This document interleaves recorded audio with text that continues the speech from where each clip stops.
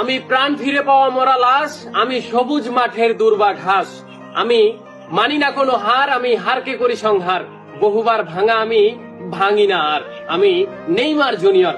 লাইনটি বোধহয় Brazilian superstar Neymar জুনিয়রের জন্যই লেখা হয়েছে।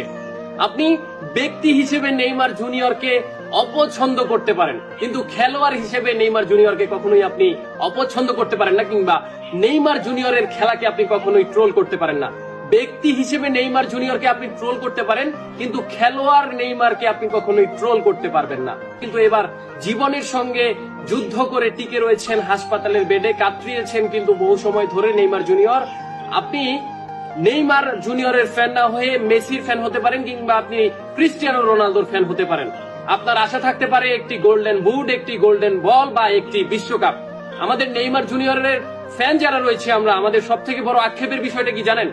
আমরা অনেকক্ষণ ধরে বসে থাকি নেইমার জুনিয়রের খেলা দেখার জন্য।